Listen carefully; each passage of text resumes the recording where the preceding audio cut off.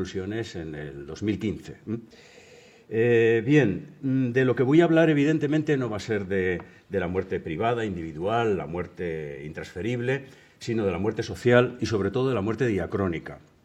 Mi intención es constatar, por si alguien todavía pues, tiene alguna duda, que la muerte es un hecho que ha ido evolucionando y cambiando mucho. La muerte social, las actitudes ante la muerte, es un hecho cultural que ha ido cambiando a lo largo de la historia de forma muy evidente. No es un hecho que haya permanecido como cualquier otro factor cultural que haya permanecido inmóvil, sino todo lo contrario. Por lo tanto, sería objeto de los historiadores, que es a lo que nos dedicamos, a ver ese cambio social, en este caso, ese cambio cultural. Paradójicamente, se trata de un asunto que ya no le afecta al interesado, sino que afecta fundamentalmente a los que quedan. Se trata de un asunto de vivos, no de muertos, paradójicamente. Se trata de cómo se asume por parte de los que quedan ese hecho tan traumático que es la pérdida de un miembro de la colectividad, sea amigo, familiar, el vecino o un simple desconocido. Evidentemente, esto nos lleva a un asunto que es que el género humano es, de entre los vivos, el que tiene una mayor lucidez ante la muerte, una mayor constancia ante la muerte. El ser humano sabe, es plenamente consciente, aunque a veces quiera olvidarse, de su finitud, de su carácter mortal. En este sentido, hay un montón de filosofía popular, de refranes, etcétera, que nos están continuamente llamando la atención en este sentido. Las típicas llamadas de los relojes o de los campanarios de las iglesias de todas hieren, la última mata, en referencia a las horas, o, en fin, referencias de este tipo que nos están hablando de recuerda que has de morir, no sabes cuándo, pero inevitablemente vas a morir. Esa constancia se resuelve en una serie de respuestas culturales ante un hecho constatado, que es la finitud, que es la mortalidad, pero un hecho no del todo asumido culturalmente. Culturalmente, todas las culturas han tenido la incomodidad de no asumir el hecho de no ser inmortales. ¿Por qué no somos inmortales?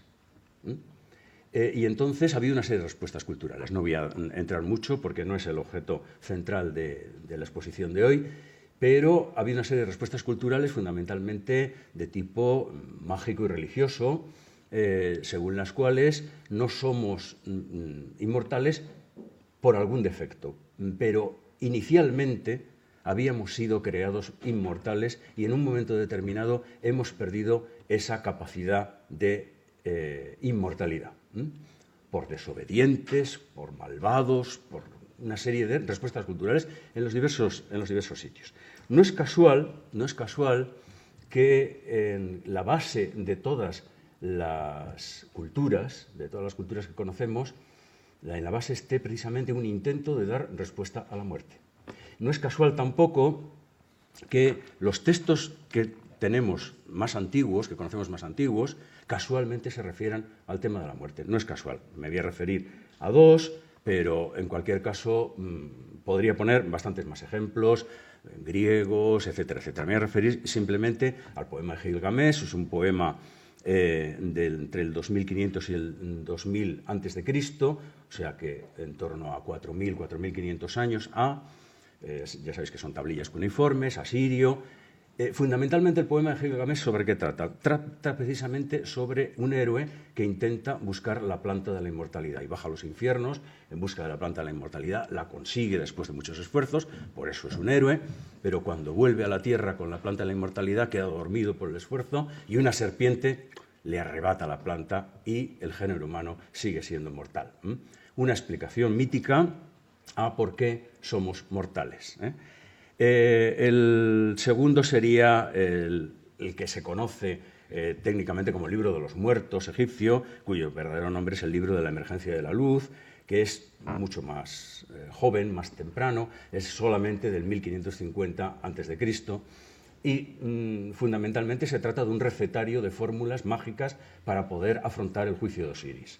Es decir, ahí veis a Osiris pesando las almas. Luego creo, no sé si tengo alguna, de San Miguel. San Miguel es bueno, hay una cadencia que es Osiris, Mercurio, Romano, San Miguel, que es el que se dedica a pesar las almas, a valorar tus hechos en la vida, si ha sido bueno o malo. En un plato de la balanza están los hechos buenos, en el otro el malo. Si pesa más las maldades, vas al infierno, y si pesa menos, pues vas al cielo. El juicio de Osiris, a Osiris se le podía, no quiero decir engañar, pero bueno, se le podía camelar con una serie de conjuros. Bueno, el libro de los muertos egipcio va de eso. Intentos de afrontar el tránsito de la muerte. Bien, hay un montón de explicaciones de por qué no somos mortales, de por qué somos mortales, por qué no somos inmortales, y con denominadores comunes. Hay una serie de elementos que aparecen prácticamente en todas las mitologías de base de todas las culturas. La pérdida frecuentemente es atribuida a una serpiente. Los hechos moralmente buenos y malos en esta vida son los que condicionan la vida terrena, la vida ultraterrena. Este balance se hace mediante el pesaje del alma. El carácter eterno de esa vida futura, buena o mala. La existencia de ámbitos físicos de penalidad y de disfrute, cielos e infiernos. Y algo muy importante, y esto es común a todas las culturas, la ritualidad funeral, la importancia de la ritualidad funeral, de que el rito funeral sea correcto. Evidentemente, y ya voy al tema más histórico, esta ritualidad funeral ha sufrido enormes cambios a lo largo de la historia. Entonces podemos constatar históricamente cómo los ritos cambian. Por ejemplo, voy a poner un par de ejemplos nada más. Inicialmente, en el ámbito cristiano, heredado naturalmente de creencias anteriores, asiáticas, babilónicas, asirias, etcétera, judaicas, evidentemente, en el ámbito cristiano solamente existe una dualidad total. El destino final es cielo o infierno, no hay más. Esto hasta el siglo XII se mantiene así. Aunque en textos antiguos aparece otra posibilidad, de hecho no ejerce. La iglesia antigua es una iglesia fundamentalmente dicotómica. La mentalidad tradicional del cristianismo antiguo, hasta prácticamente la Edad Media Central, hasta el siglo XII aproximadamente, XII-XIII, es ¿te condenas o no? ¿Cielo o infierno? Bueno, pues en el siglo XIII históricamente surge una tercera vía, que es el purgatorio. Hay una serie de concilios, no voy a entrar ahora en ello, pero hay una serie de concilios donde se dictamina dogmáticamente sobre la existencia de un tercer lugar, un lugar expiatorio, según el cual tú, haciendo una serie de sufragios y padeciendo, si no has sido muy, muy, muy malo, puedes pasar una serie de milenios o centenares de años, te limpias, te purificas, te purgas, y entonces ya puedes acceder al cielo. Un lugar expiatorio transitorio, que tiene su finitud. Eso ya no es para siempre, es para unos años. ¿Esto por qué surge? Bueno, evidentemente es el surgimiento de los burgos, el surgimiento de las nuevas rutas comerciales, es el surgimiento del capitalismo, y hay que dar respuesta al préstamo, a la usura, a las prácticas capitalistas. Y claro, antes se comentaba aquí, hay muy poca constancia dentro de los textos cristianos y dentro de la iconografía cristiana tradicional de quiénes se condenan, muy pocos se condenan. Uno de los que se condena, sin duda, es el suicida. Las imágenes de Judas ahorcado por desesperación y condenado en los infiernos son constantes en la iconografía cristiana tradicional. Uno es el suicida, pero otro es el prestamista. Pues bien, el prestamista va a tener un acomodo en una sociedad capitalista, y es el purgatorio. Encargando muchas misas, dando muchas limosnas, entregando grandes cantidades de dinero, puede purgar sus pecados a los que le ha llevado el préstamo o la usura. Bien, pues este cambio histórico va a crear una dimensión cultural en el mundo del cristianismo que es extraordinariamente interesante, que es todo el mundo del culto a las ánimas. Desde más o menos el siglo XIII se crea una teoría según la cual el cuerpo de los cristianos puede ayudar a los difuntos que han ido al purgatorio con sufragios, con misas, con encargos de otro tipo, con buenas inversiones económicas, y esto aliviará, podía sacar ánimas del purgatorio o podía aliviar los años de existencia allí. Bien, otro ejemplo, el cambio en los lugares de inhumación, las formas de inhumación, en las necrópolis. Como sabéis, en la funeración tradicional grecorromana, clásica, pagana, el cuerpo cadáver es mancillante y, por lo tanto, incompatible con el espacio religioso. El espacio religioso no solamente la iglesia, sino la propia ciudad. La ciudad, en la concepción grecorromana, la ciudad, cuando Rómulo y Remo delimitan con un arado un espacio, ese intraespacio es sagrado, y lo de fuera no. Ese espacio está protegido por una divinidad. Pues bien, ahí es imposible enterrar a nadie. En la vieja inhumación grecorromana se entierra en necrópolis extramuros, siempre. Las catacumbas siempre están fuera de la ciudad. Otra cosa es que ahora vayamos a Roma y ya se les haya comido la ciudad y estén dentro de la ciudad. Pero en su tiempo estaban fuera. Era imposible.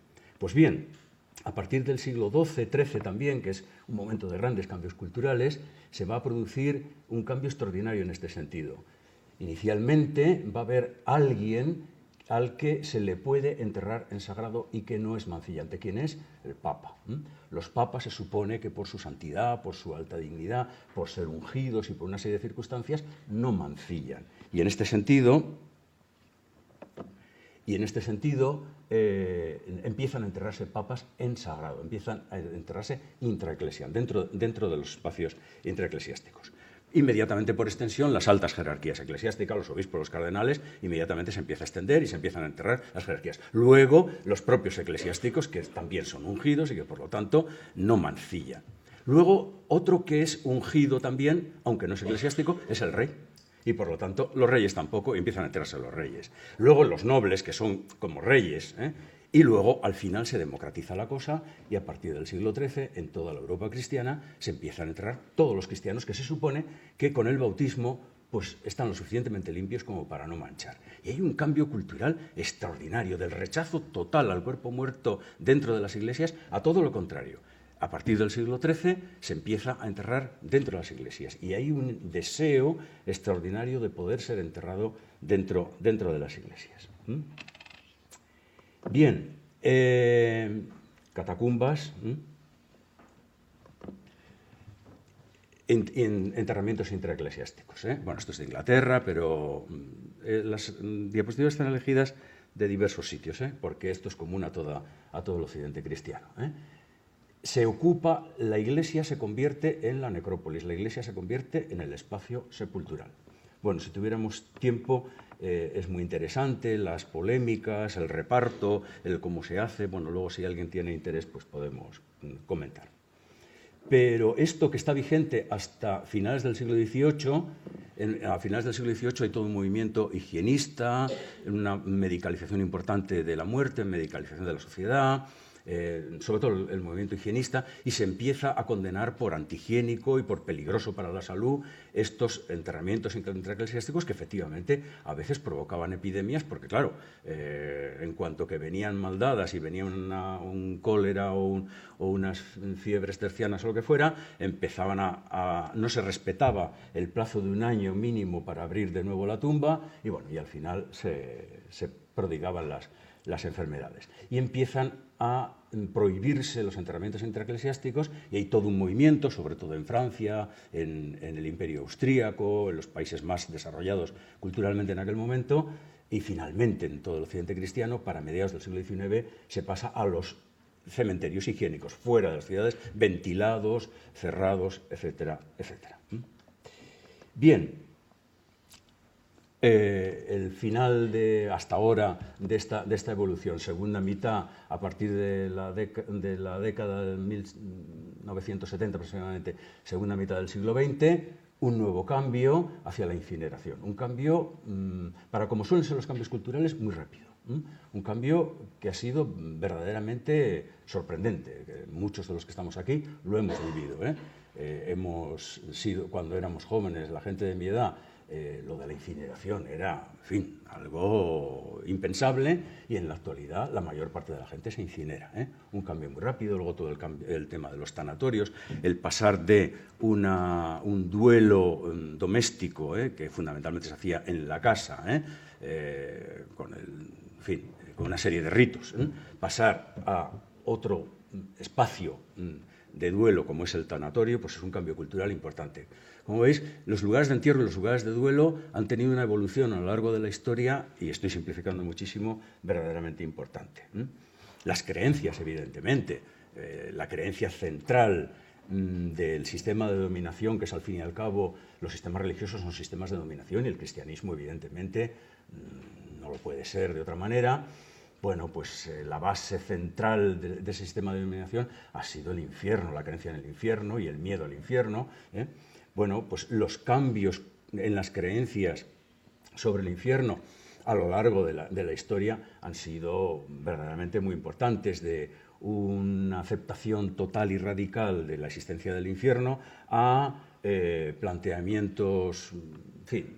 Ahí tenéis la caldera de Pedro Botero, con las almas ahí como garbanzos en la olla. Bueno, la creencia, pues yo que sé, en el siglo X, XII, XIII, XIV, XV, sin fisuras. En el XVII empieza todo un proceso racionalista que cuaja en el XVIII, el movimiento de las luces, etc., y se produce una quiebra importante de la creencia en el infierno. Sin embargo, entre finales del XVIII y el XIX, se produce un interesantísimo movimiento dentro de la intelectualidad, en el sentido de seguir justificando, no por racionalidad, la existencia del infierno, quiero decir, no por racionalidad, sino por interés social. Me explico brevemente.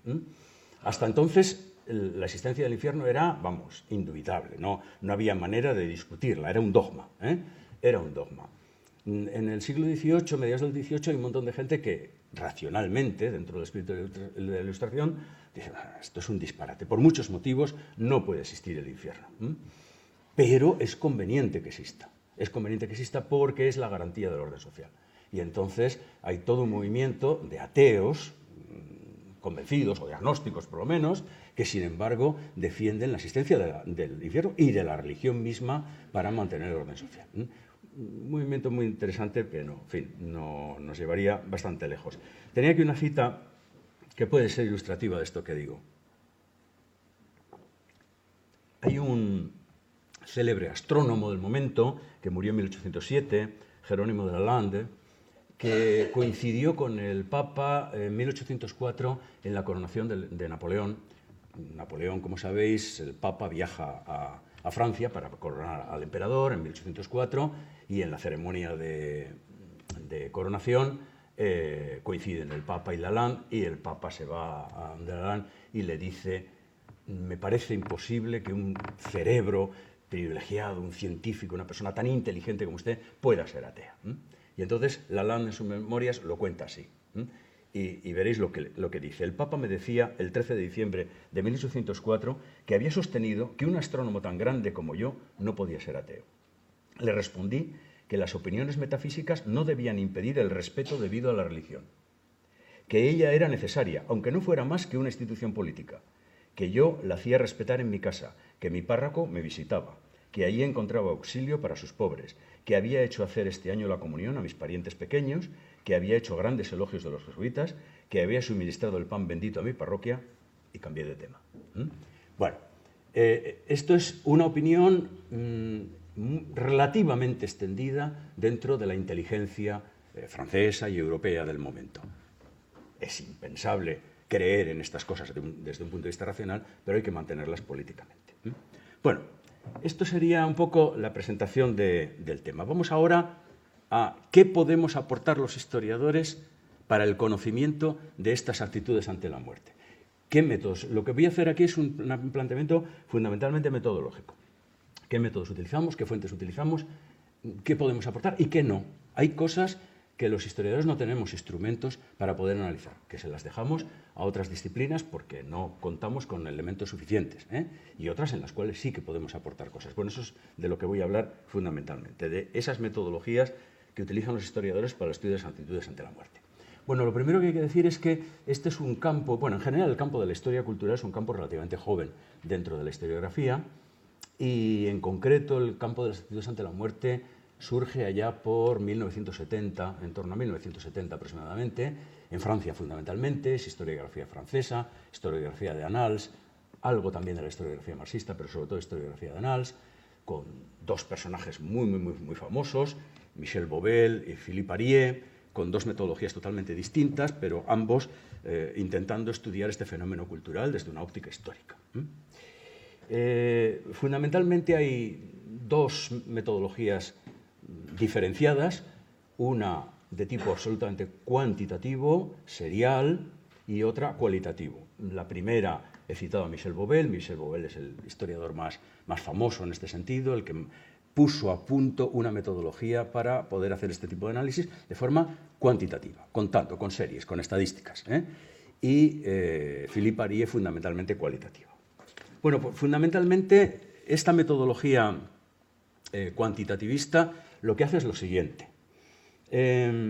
Tenemos que encontrar fuentes suficientemente continuas y representativas, es decir, fuentes seriables. Una fuente, un documento que sea continuo, que no tenga discontinuidades, que sea representativo del género socioprofesionalmente, territorialmente, rural y urbano, es decir, de una serie de elementos, porque claro, si es un documento el que solo lo hacen los campesinos, no nos vale, o solo los abogados, no nos vale, tiene que ser, o solo los hombres, y no las mujeres. Tiene que ser un documento que lo hagan hombres y mujeres, que lo hagan abogados y campesinos, que lo hagan en las ciudades y en los pueblos, suficientemente. Siempre va a haber diferencias.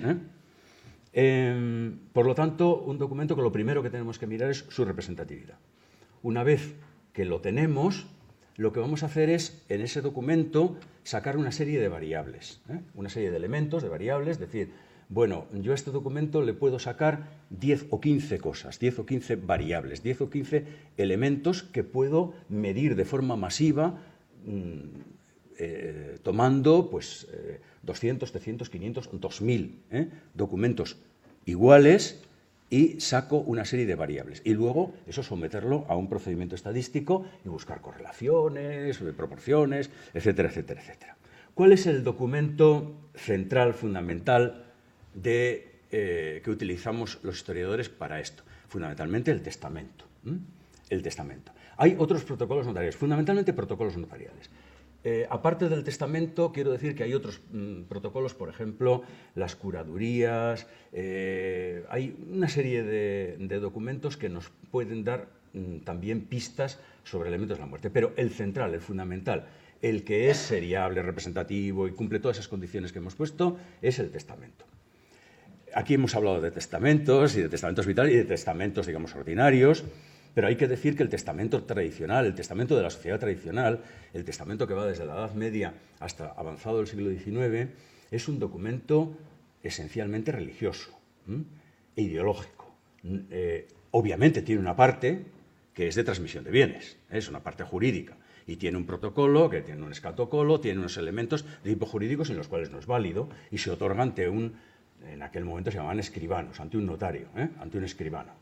Y entonces tiene que constar el que el sujeto está suficientemente lúcido, y tiene que haber albaceas, y tiene que haber herederos, y se tienen que nombrar una serie de cosas, y normalmente no siempre, van a aparecer unos elementos donde diga, y mi heredero es fulanito, y reparto de esta manera mis bienes, y le entrego las sábanas a mi criada no sé cuántos, y mis tierras y el castañal a mi hijo no sé qué.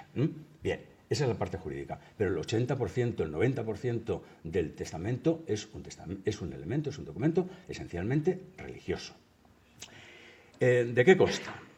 Consta inicialmente, bueno, luego tenía, no lo leeréis supongo, claro, pero ahora veremos un ejemplo. Fundamentalmente consta primero de unas invocaciones religiosas. Empieza el testamento siempre diciendo en el nombre de Dios, amén, y a veces otras invocaciones, la Virgen María, determinado tipo de santos, etc.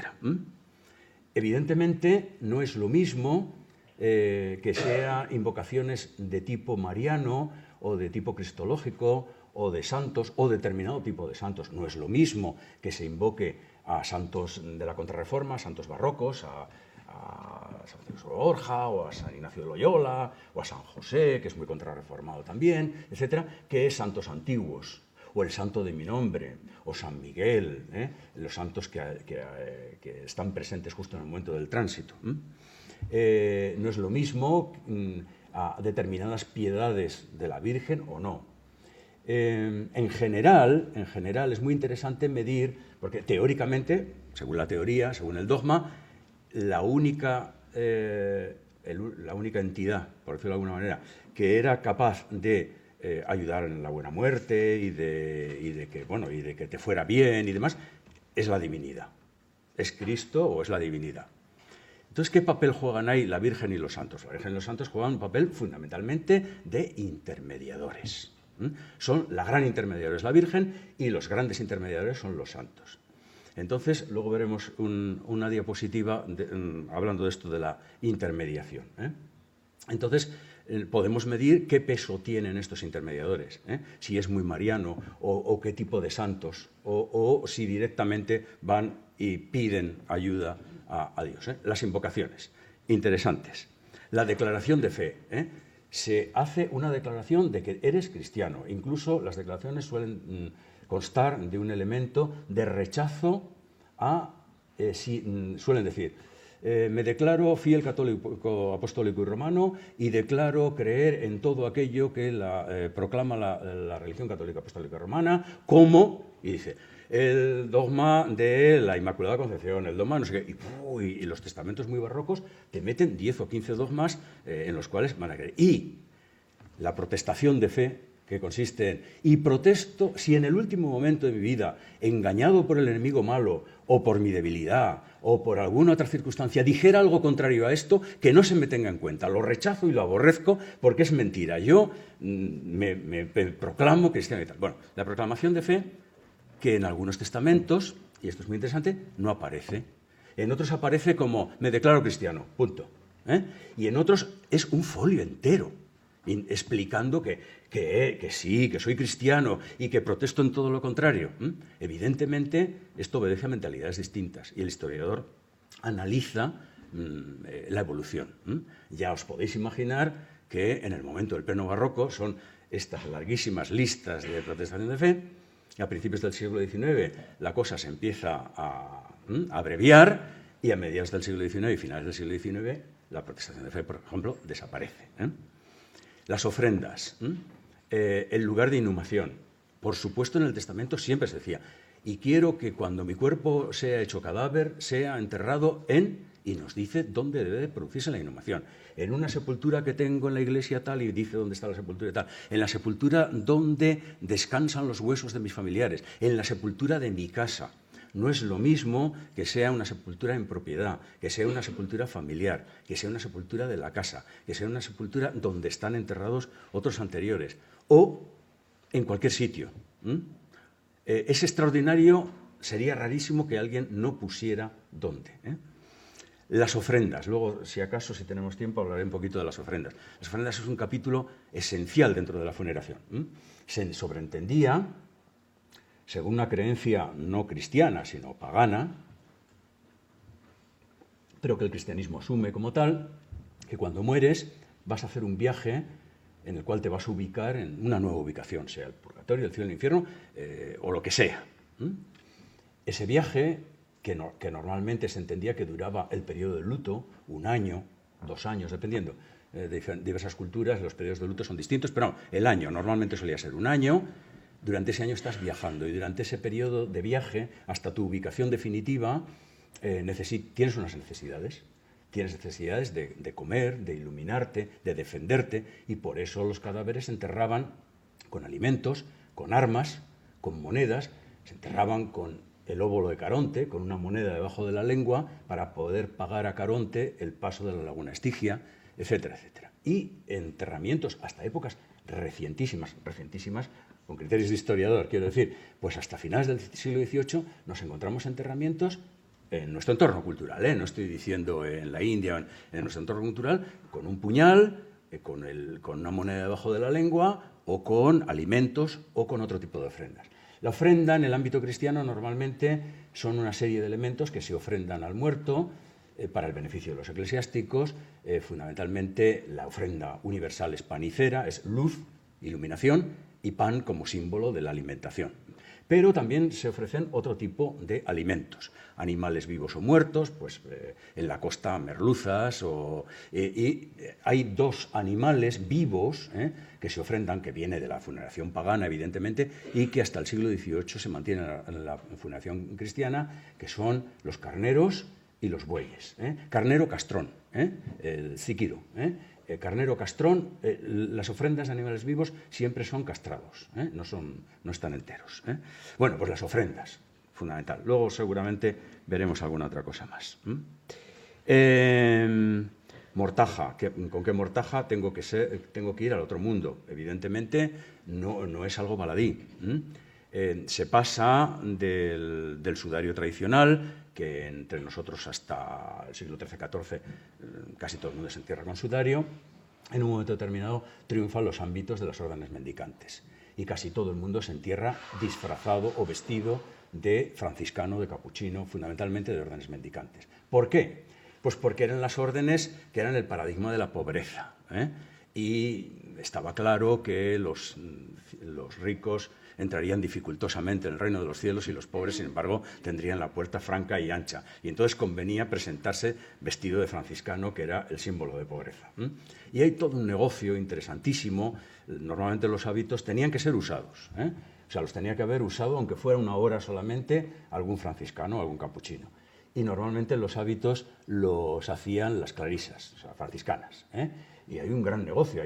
Los conventos de clarisas se mantenían fundamentalmente con dos o tres cosas, los dulces, claro, pero sobre todo con las mortajas. Bueno, y el tipo de mortaja, ¿qué tipo de mortaja se utilizaba? Sí o si no. En un momento determinado nos encontramos un cambio cultural importantísimo, y es que se pasa de la mortaja tradicional, empieza gente a decir, no, quiero que se me entierre con mi traje de los domingos, y mis zapatos de charol, etcétera, etcétera. Bueno. El cuidado, la ubicación de la sepultura, las cofradías muy importantes, son grandes agentes funeradores, muy interesantes. Las mandas obligatorias. Hay una serie de mandas que obligatoriamente, si no el testamento era inválido, pues el mantenimiento de la Santa Casa de Jerusalén, la liberación de cautivos cristianos, hay una serie de mandas obligatorias. Entonces había un mínimo, tenías que dejar un mínimo, y casi todo el mundo dejaba el mínimo y punto, ¿no? Para que no le invalidaran el testamento. Y sobre todo, y esto es el elemento central del testamento, las mandas piadosas. Volvemos al purgatorio, volvemos a esa solidaridad que tienen los cristianos con respecto al resto de la comunidad cristiana y consigo mismos, de tal manera que en el testamento había que instituir una serie, en función de lo que se pudiera, una serie de mandas, legados a pobres, limosnas, pero sobre todo misas.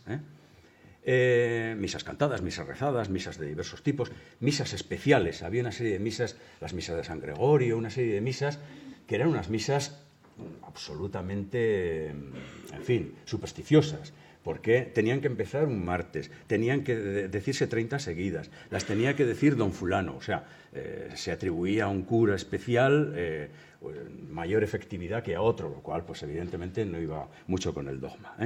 Bueno, pues luminarias para santos, altares específicos, misas perpetuas, misas por una vez, misas cantadas, misas rezadas. Hay un mundo, hay un mundo orientado fundamentalmente a vamos a estar el menor tiempo posible, porque normalmente los curas en los sermones lo que decían es que casi todo el mundo iba al purgatorio.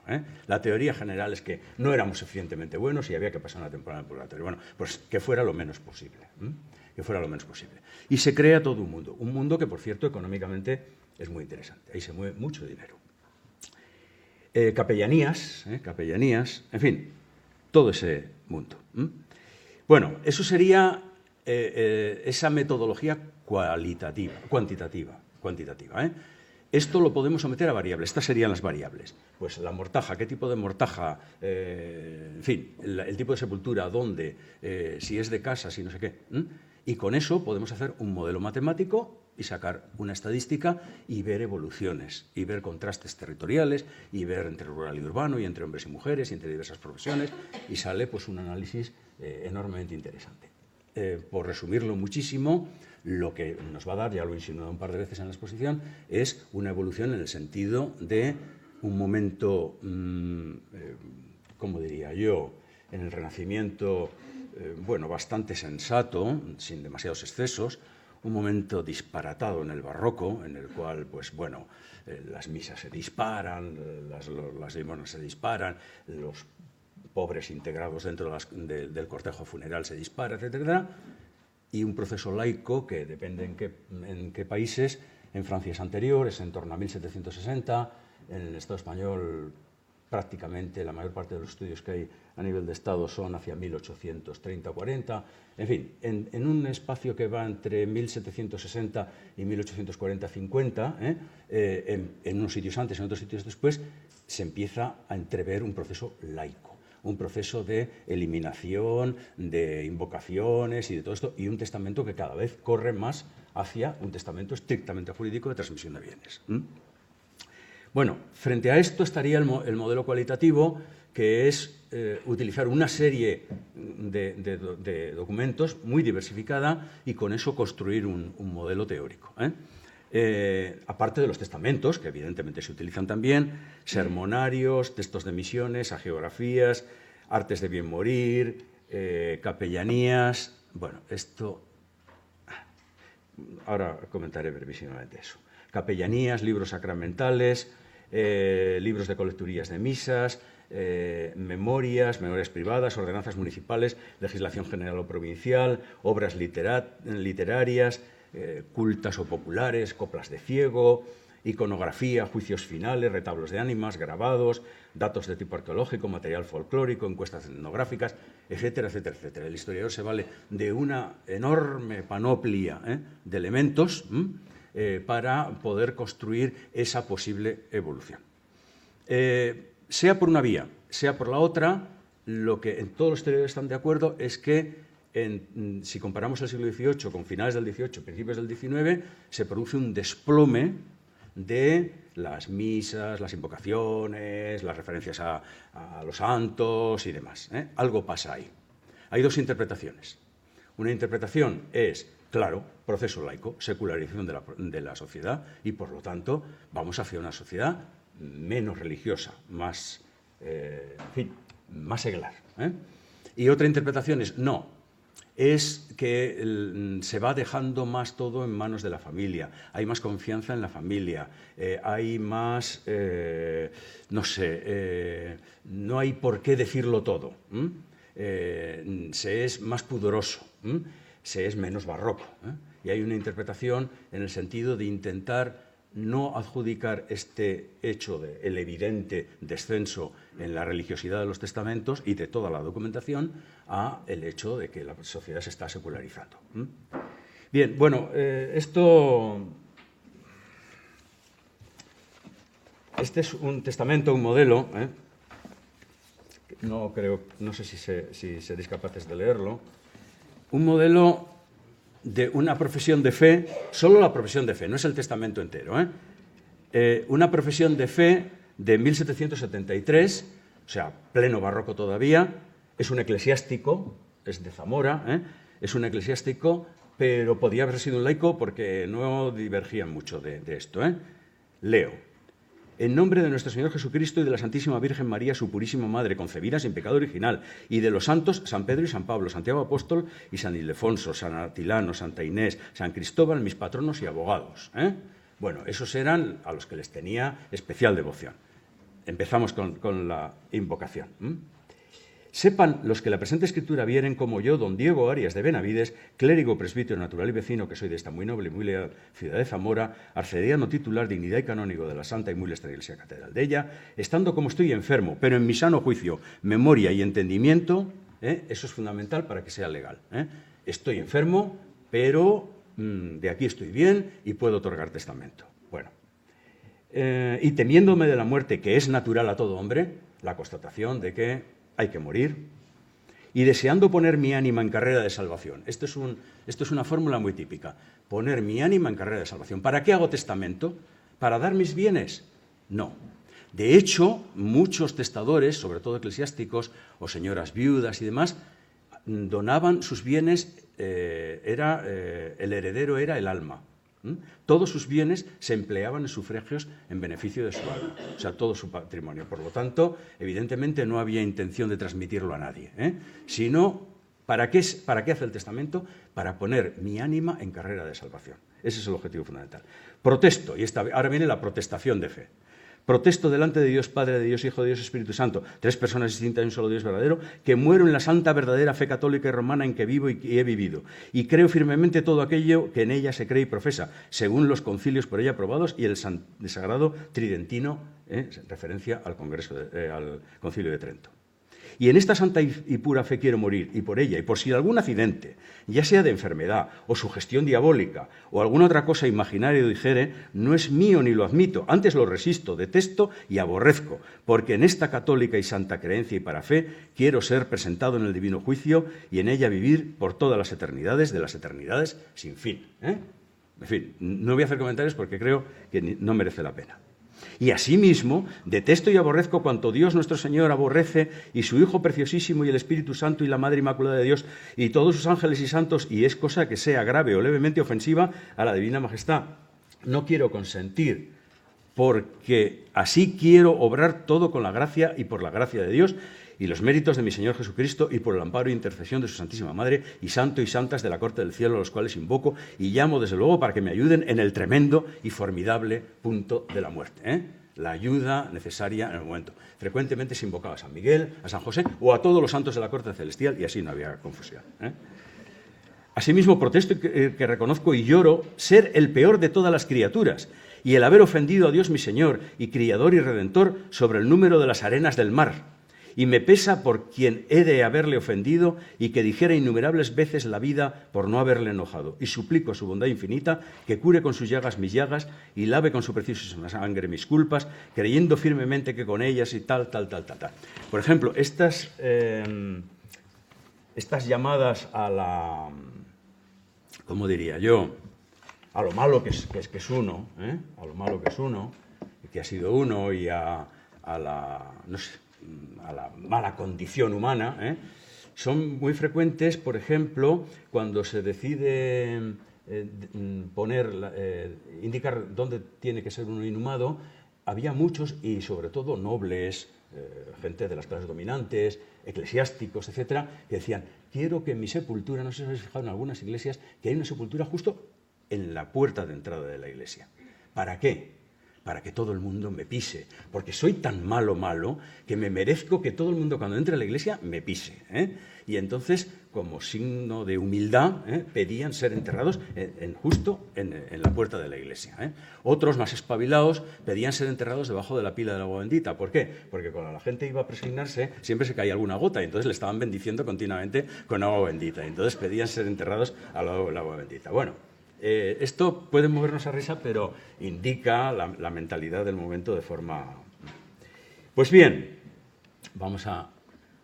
Bueno, estos son los artes de bien morir, he enunciado antes los artes de bien morir. Fijaros ahí, por ejemplo, la iconografía, qué interesante. Bueno, el análisis de la iconografía es interesantísimo. Está muriendo, el momento de la muerte, ese momento durísimo, están todos los diablos tentándole con la avaricia, con la lujuria, diciéndole arrepiéntete porque se van a repartir el dinero tus hijos y tu mujer se va a acostar con el vecino y no sé qué y tal. Y entonces peca y se condena. Y fijaros la representación del alma, ahí en la cabeza le está saliendo una figurita pequeñita, un ángel, le está sacando una figurita pequeñita, eso es el alma. En el momento de la muerte le está saliendo el alma por la cabeza. Normalmente se suele representar que sale por la boca, pero a veces por la cabeza, y un ángel, porque ha sido suficientemente bueno y no se ha dejado tentar, pues se la está llevando para el cielo. Estos son, por ejemplo, los libros sacramentales. He hablado de cultura popular, de coplas de ciego, interesantísimas, con una visión sobre la muerte, pues eso, muy popular, muy interesante. purgatorio, cuadros de ánimas, iconografía, la iconografía tradicional de las cofradías de ánimas, de los cuadros de ánimas, quemándose ahí en el infierno, los intermediadores, ahí veis unos ángeles intermediadores que están sacando, hay dos angelotes, uno está sacando, hay dos instrumentos para sacar el alma del purgatorio. ¿Alguien se acuerda de qué instrumentos, con qué se sacaba? Hay dos herramientas para sacar almas del purgatorio. Nada, ¿cómo estamos? Vamos a ir todos al infierno, Uno es el rosario y otro es el escapulario. El escapulario y el rosario. Uno, los carmelitas, el Carmen, y otro, los dominicos. Dos órdenes religiosas que patrocinan dos instrumentos que aparecen ahí, no sé si se ve, pero dos angelotes, uno está tirando de un alma con un rosario y el otro con un escapulario. El del escapulario está a punto de cogerlo. Pero luego está la otra gran intercesora, que es la Virgen, hay una escala de intercesión. Están los ángeles, la Virgen y luego está la Trinidad arriba. Realmente los operativos son el Padre, el Hijo y el Espíritu Santo. La Virgen es una gran intermediadora y los ángeles intermediadores menores. Elementos arqueológicos, esto es la estela de Bereterreche, un famosísimo en Suberoa, un famosísimo de los cantares en euskera más antiguos. Altzak ez du bihotzik, ez gaztan berak ezurrik, enian uste raiten ziela, aitunen semen gezurrik. Es un cantar viejísimo, medieval, que por suerte tenemos la estela conmemorativa y se ve la ballesta con la que le matan a Bereterreche, o sea, de elementos arqueológicos, tenemos elementos de cultura oral, en fin, todo esto es aprovechable. Antes hablábamos de la intermediación. Esto, por ejemplo, es una cosa americana, es una cosa peruana, creo. Ahí se ve perfectamente la mentalidad popular sobre la intermediación. Ahí se ven los cristianos, abajo, dando notitas a la Virgen y a los santos para que se las pasen a Cristo, que está como escribano allí. Bueno, esto es una visión iconográfica verdaderamente interesante de cómo se entendía esa labor intermediadora. Bueno, pues por cerrar, voy a dar ahora un listado de cosas que con todas estas metodologías podemos trabajar desde el punto de vista de la historia. Bueno, en primer lugar, el tema de las creencias. Antes lo hemos dicho, este papel de intermediación de los santos, de María, de Cristo, el tema de las creencias. ¿En qué se cree? ¿Qué es efectivo a la hora de la muerte? Otro elemento es el de las necrópolis, los espacios funerales. La ubicación de las sepulturas, las preferencias sepulturales. Antes he dicho que igual volvería y vuelvo brevísimamente. La necrópolis, la iglesia, mientras la iglesia es la necrópolis, no era un espacio neutro. Había sepulturas mejores y peores. La iglesia estaba dividida fundamentalmente en un eje norte-sur y otro este-oeste. El norte-sur, el norte es el Evangelio y el sur es la epístola. El este es la parte de entrada y el oeste es la cabecera, ¿no? O al revés. El este es la cabecera, el ábside, y el oeste la parte de entrada. Bueno, cuanto más cerca estuvieras del presbiterio, que eran donde normalmente estaban las reliquias, podíamos estar otras 2 horas hablando del poder, del presunto poder de las reliquias. Las reliquias solían estar normalmente en el presbiterio. Cuanto más cerca estuvieras de las reliquias y del sagrario, evidentemente, más posibilidades tenías de salvarte y más beneficiado estabas. Y el lado del Evangelio era mejor que el de la epístola. Conclusión. ¿Dónde se pretendía enterrar todo? Bueno, a ser posible, cosa que estaba prohibida, en el presbiterio. En una cripta, por ejemplo, debajo del presbiterio. Esto algunos lo consiguen, grandes magnates y grandes dignidades de la iglesia y tal, pero normalmente la iglesia lo tiene prohibido y normalmente en el presbiterio no vais a encontrar tumbas. Pero sí vais a encontrar capellanías, capillas o las tumbas, las mejores siempre, las mejores de los grupos socialmente dominantes, siempre van a estar en la primera hilada del lado del Evangelio. Luego son peores las de la primera hilada del lado de la epístola. Luego la segunda hilada del Evangelio, la segunda de la epístola, y las peores, ¿cuáles son? Donde van los pobres. la última hilada del lado de la epístola. O donde va algún humilde de estos que dice, yo quiero que se me entierre con los pobres, en la última hilada. Pero bueno, normalmente este espacio, como digo, no es neutro. Y hay unos movimientos tremendos. Bueno, habría que ver también cómo se reparten inicialmente las sepulturas, pero a lo largo de toda la moderna estamos viendo peleas, cuando digo peleas, es que muchas veces son físicas, a veces son peleas, por ubicarse en lugares mejores. Normalmente, en la Edad Media, el reparto sepultural es bastante democrático, en algunos sitios totalmente democrático, no hay diferencias sociales, y para mediados del siglo XVIII, finales del siglo XVIII, todas las clases dominantes están en los mejores lugares y los pobres están en las últimas, en los últimos lugares. Bueno, pues todo eso es interesantísimo ver cómo funciona. Hay muchísima polémica. Si vais pues al Archivo General de Navarra, lo que sea, a la sección o al eclesiástico, vais al archivo eclesiástico y veréis que de los pleitos, que son muchos, pues una parte importantísima son por motivo de sepulturas, pero importantísima. Bien. Bueno, ahí tenéis, por ejemplo, un plano de sepulturas de una iglesia, esto en concreto en Gaztelu, pero da igual, con los nombres, y esto es interesantísimo, de las casas. Dentro de Euskal Herria, cuanto más zona más euskaldun, es decir, de Tafalla para arriba, y de la Llanada Alavesa para arriba, incluido por supuesto Iparralde, normalmente el predominio es que las sepulturas pertenecen a las casas. El predominio es la casa, que la casa tiene nombre. En la zona más vascona del país, las casas tienen nombre y tienen sepultura. Y van íntimamente unidas. No se pueden vender porque sería un delito de simonía. Pero se donan, se regalan, se permutan. Bien. En el sur no. Si vais a Tudela o lo que sea, son de propiedad privada. Vale. Bueno, pues ahí tenéis un esquema de esto. Bueno, a ver, conflictos, otro elemento, conflictos de posesión sepultural, por ejemplo, representaciones de la muerte, lápidas, tulmos. Aquí, por ejemplo, está el tema de los andabidea, de lesbidea, caminos mortuorios, los caminos funerales. Podría hablar mucho de los caminos funerales.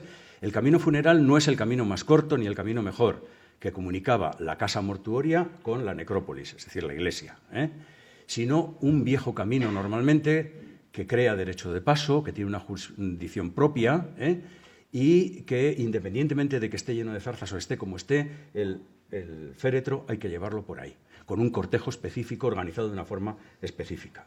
Todo eso es muy interesante porque va evolucionando en el tiempo y vamos viendo cambios mentales en este sentido. Las ofrendas. Las ofrendas, evidentemente, antes lo he dicho, ofrendas de luz, ofrendas de pan, fundamentalmente. Ahí veis diversos modelos de arguisayolas, es decir, de bildumes, de rodillos de cera, de otro tipo de candelas. Ofrendas de carneros. Fijaros que hasta épocas muy recientes, pero hasta el siglo XX, en algunos sitios muy rurales y muy específicos, se ha seguido manteniendo la costumbre de ofrendar carneros. La ofrenda de buey la prohibió Carlos III, está prohibida a partir, me parece que es 1781, lo que no quita para que haya testimonios del siglo XX que se seguían metiendo el buey dentro de las iglesias. En Guipúzcoa, por ejemplo, pues Chomin Aguirre y otros literatos constatan, no me acuerdo dónde, en Deva o por ahí, que en 1908 o 10 o por ahí todavía, y en algunas iglesias, fijaros, cuando entréis a alguna iglesia y veáis al lado del altar mayor una argolla, la típica argolla de atar una mula o lo que sea, es para atar al buey o al carnero, y ha quedado la argolla allí. Pero bueno, hasta antes de ayer se ha seguido ofrendando carneros. Ahí tenéis, con la ofrenda lleva la mujer representa el luto de la casa, lleva la ofrenda en la mano y detrás viene el hombre con el carnero castrón. Las mortajas, los tipos de mortajas. Esto es una foto de 1940 y tantos.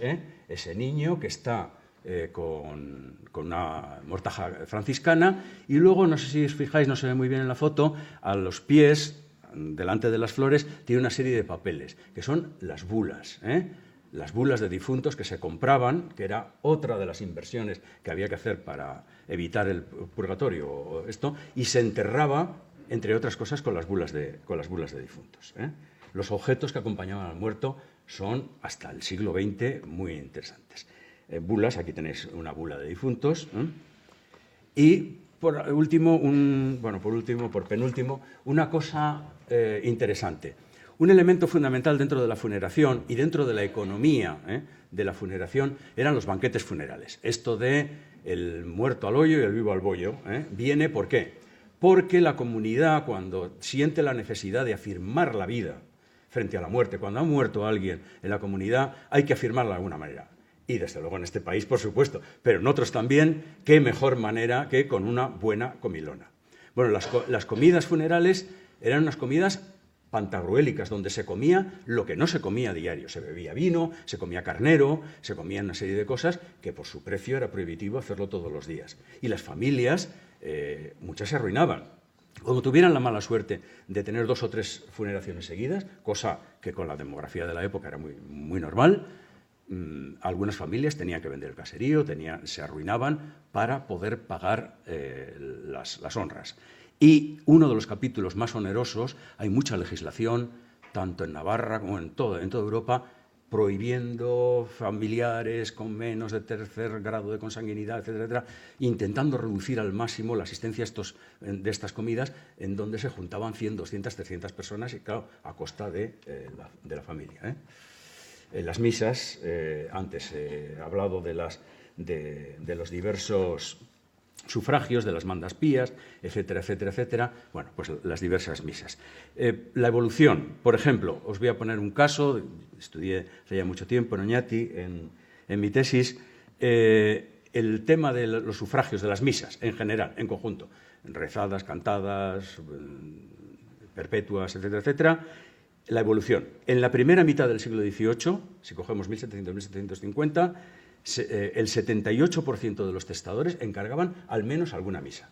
Algunos muy pobres, y no tenían más que 2 reales para pagar una misa, pero esos 2 reales se los gastaban en una misa, por su alma, evidentemente. Bueno, 78%. En la segunda mitad, de 1750 a 1800, el 60%. Y en la primera mitad del XIX, el 50%. Evidentemente, aquí algo pasa. Esto en un sitio, los que conozcáis Guipúzcoa y la Guipúzcoa profunda, Oñati pasa por ser pues, uno de los sitios, en fin, más profundos. Un sitio, en fin, no quiero decir conservador, pero muy apegado a las tradiciones, vamos a decirlo de forma elegante. Bueno, pues una evolución en 150 años, pasar, recortar en un 25% es mucho. Bueno, el tema de los lutos, de las endechadoras, de las plañideras, esas personas, esas mujeres que veis ahí, o estos hombres que veis aquí, bueno, esto es de Burgos, esto es una pintura románica, lo que están haciendo es mesarse los cabellos y rasgarse las vestiduras y rasgarse la cara. Hay documentación muy interesante, en concreto en Oñati, en las ordenanzas municipales de 1451, creo recordar, de mediados del siglo XV, se prohíben explícitamente que nadie se rasgue la cara y derrame la sangre sobre el muerto, porque el asunto funcionaba, no solamente era demostrar con llantos desproporcionados, con gritos, arrancándose el pelo y demás, no, funcionaba también como un culto, como un alivacio, como uno de los cultos tradicionales de ofrenda en el sistema pagano es el del alivacio. El alivacio es el derramamiento de líquidos esenciales sobre el muerto, que son la sangre, la leche, el agua y el vino. Por eso muchas sepulturas clásicas tienen un agujerito que va justo a la boca. ¿Para qué? Para que derramaban sangre, derramaban vino, derramaban agua, derramaban leche. Bueno, esto en ámbito cristiano no se hacía. Bueno, en ámbito cristiano se sigue haciendo, en algún ámbito cristiano. Concretamente en el ámbito ortodoxo, si vais a los Balcanes, os vais a Herzegovina, os vais a zonas cristianas ortodoxas de los Balcanes, se sigue derramando, pero no se derrama esto, se derrama aguardiente. O sea, que también es un líquido esencial, vamos. Es agua viva, es agua viva. Bueno, pues a lo que iba. En el ámbito cristiano, las plañideras, los dolientes, el equivalente masculino de plañidera es doliente. Estos que veis ahí son dolientes. Los dolientes, que también lloraban y gritaban y se rasgaban la cara y tal, se hacían sangre y derramaban gotas sobre como habían hecho sus ancestros romanos. Bien, la organización de la conducción del cadáver, el cortejo, ¿cómo se organiza? ¿Quién va delante? ¿Quién lleva? ¿En qué posición se lleva? El cadáver siempre hay que llevarlo con los pies por delante, porque si no, tenemos el peligro de que vuelva. Entonces, sí, claro, todo tiene su explicación. Y en el cortejo funeral, en el primer cruce después de la casa, en ese itinerario funeral que va de la casa a la necrópolis, en el primer cruce, siempre en los cruces, habréis visto que hay muchísimos cruces en nuestros caminos, cruces viejas, que están justo en los cruces. Bueno, el cura rezaba un responso y en el primer cruce se le quemaba el jergón al muerto, indicándole, ya no tienes dónde dormir, o sea que no vuelvas. Bueno. Por lo tanto, ¿quiénes participan? Si participan pobres, ¿cómo se organiza? ¿Cómo van? Si van las mujeres, si no van las mujeres, si van delante, si van detrás, ¿quién lo lleva? ¿Quiénes son los porteadores? Todo esto. Y pues parece ser que ahí no tengo más. Bueno, una última, que no tengo imagen, pero sí voz.